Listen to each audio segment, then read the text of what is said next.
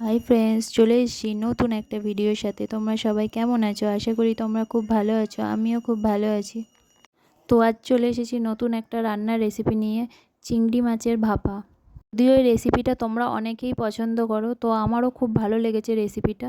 তো ফার্স্ট আমি কী করলাম, মাছটাকে ধুয়ে নুন হলুদ মাখিয়ে রেখে দিয়েছিলাম। তো এটা করতে হবে টিফিন কৌটোর মধ্যে। তো একটা টিফিন কৌটো নিয়ে নিয়েছিলাম। তো টিফিন কৌটোর মধ্যে একটু সর্ষের তেল নিয়ে নিয়েছিলাম, ডুমো ডুমো করে কাটা পেঁয়াজ, তারপরে টমেটো নিয়ে নিয়েছিলাম। তার মধ্যে চিংড়ি মাছটা রাখা ছিল নুন হলুদ মাখিয়ে, সেই চিংড়ি মাছটা দিয়ে দিলাম। তার মধ্যে লবণ, হলুদ, রেড চিলি পাউডার, পরিমাণ চিনি, আর মশলার মধ্যে দিয়েছিলাম পোস্ত বাটা আর সর্ষে আর লঙ্কা বাটা। তারপর 10 মিনিটের মধ্যে ম্যারিনেশন করে রেখে দিয়েছিলাম। তারপর সর্ষের তেলটা স্কিপ করে গেছিলাম, একটু সর্ষের তেলও দিয়েছিলাম।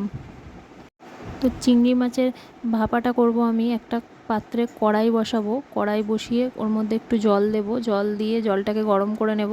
তার উপরে একটা বাটি দেব, বাটির ওপরে আমি টিফিন কৌটোটাকে ঢাকনা দিয়ে ঢেকে 15 থেকে মোটামুটি 20 মিনিট অবধি এটা বসিয়ে রাখবো।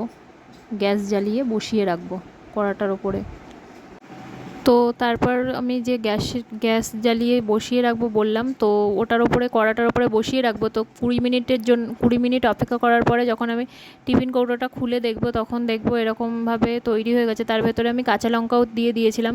তো কাঁচা লঙ্কাটা একটু টেস্টের জন্য দিয়েছিলাম। তোমাদের যদি ভালো লাগে তো তোমরা দেবে, আর যদি না ভালো লাগে তো স্কিপ করে যাবে।